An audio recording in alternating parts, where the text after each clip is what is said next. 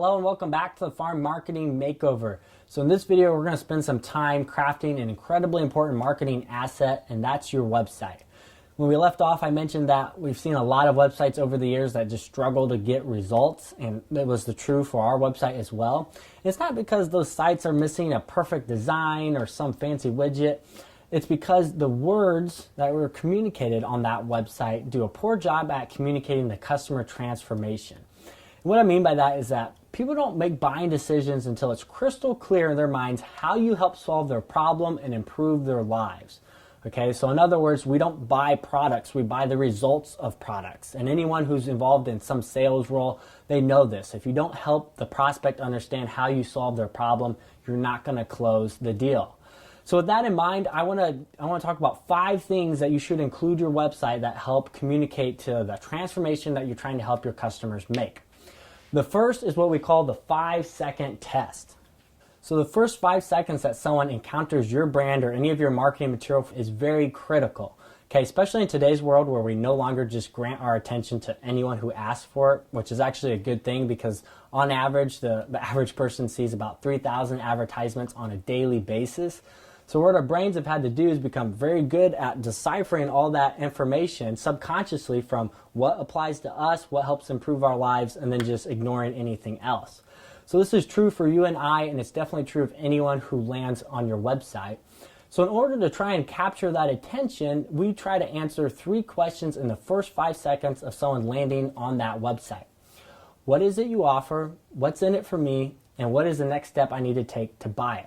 Okay, so what is it you offer? That's the product. What's in it for me? That's the problem you solve. And what's the next step you want them to take to buy it? Okay, this is the path you're trying to direct them down.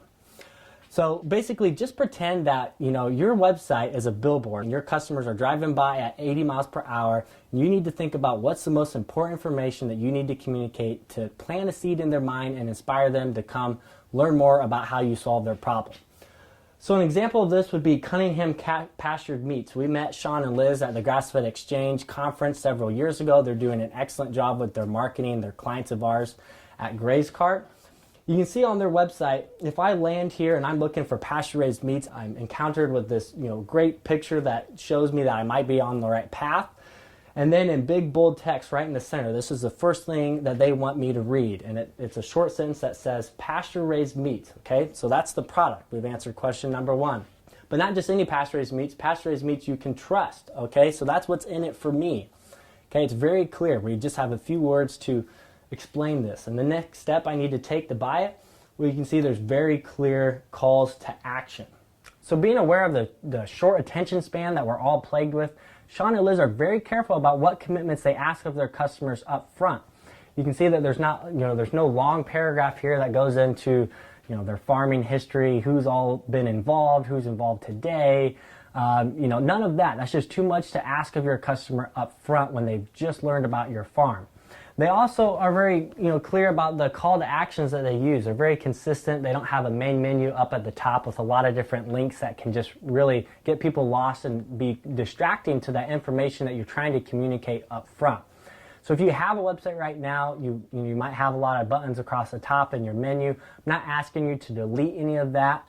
Just go ahead and move it further down. That way it's still accessible and people who want to learn more, they can do so, but it's not distracting that first-time visitor. So if you want to put your website or any of your marketing material to the test, you can go ahead and just show it to friends or family and ask them some of those 3 questions.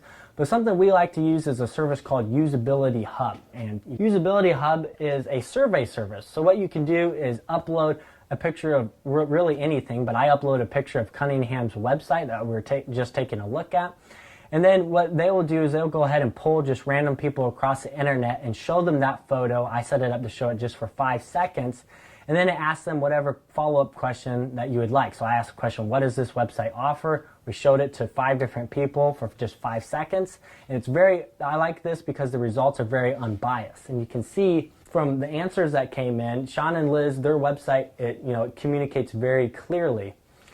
So what I also did, just for example's sake, is I found another person's website. I don't know these people, but their message wasn't nearly as clear, and I uploaded their photo as well, did a different survey.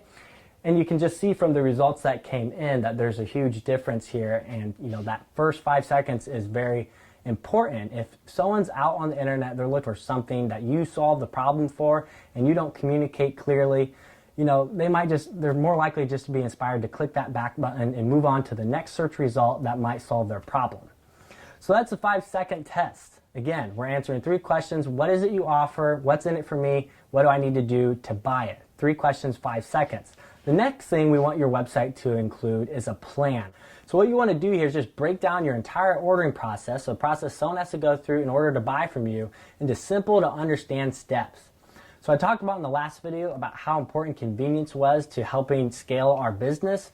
We can't make it too difficult for our customers because they're used to just going to the grocery store. And if we make them jump through a bunch of hoops, that's going to be a major objection they're going to have with doing business with us.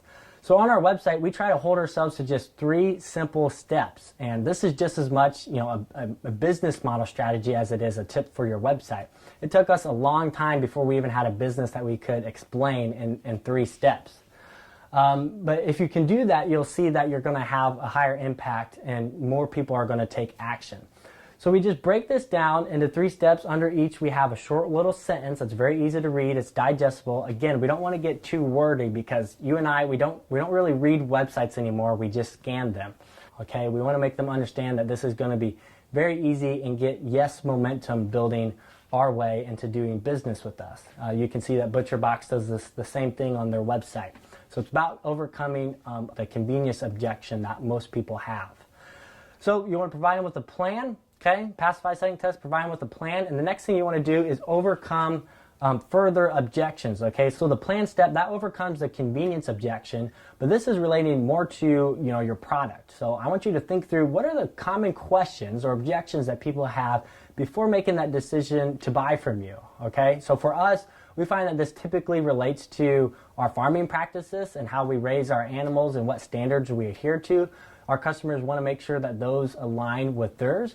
So here, this is Fed from the Farm's website. They're another client of ours, and what they use, they kind of use these check marks or bullet points to outline their farming protocols and practices in an easy way that, again, this is very digestible. What I see a lot of people include this information on their website, but it's normally buried in a paragraph somewhere. And again, we're scanning websites. So if we're scanning, I'm looking for some of these things that are very important to me before I make that buying decision.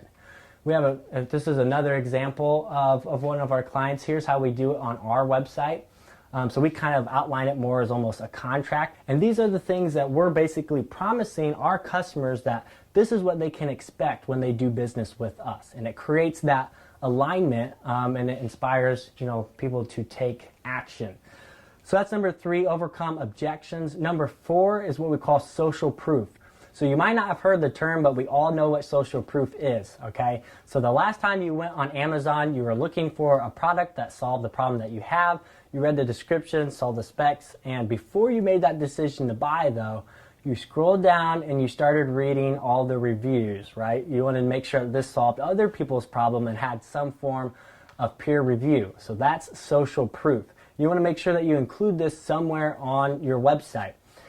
This is one of our clients, Karen Crest Farms out in New York. They just include basically short customer testimonies here at one section of their website. And this is not hard to do, and it's very important because social proof is a powerful mental trigger. So if you have a great product, you've probably had someone give you positive feedback or a compliment about that. And the next time it happens, whether that's through email or a face-to-face conversation, just ask that person if you can take their words and share it with others, put it on your website in order that you can inspire more people to have a similar experience that they did. And that might sound a little uncomfortable to you, but you're going to find that most people are not going to have an objection to this. This is a section that we have here on our website as well. We include a stat down there at the bottom for the amount of 5-star Google reviews we've received. And this is very powerful because most people know that we don't have any control over the feedback that people leave us on our Google profile. Okay, it's something that we don't have any control over.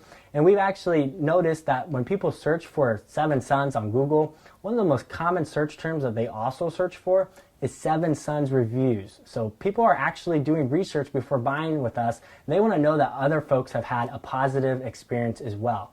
So social proof, don't forget to add some form of this on your website. Testimonies are the easiest way to do it, but you could also have someone maybe film an unboxing video for some of your product or share some recipes as well.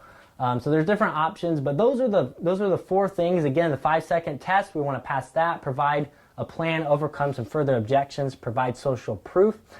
Now the 5th thing your website needs to include, I'm actually going to leave you on a cliffhanger because it's the topic of our final video. Please don't skip ahead. I'd love to talk about it now, but it just requires too much detail. We've dedicated an entire video to it, and it actually plays into an aspect of online marketing that's going to have a big factor in your long-term success and viability.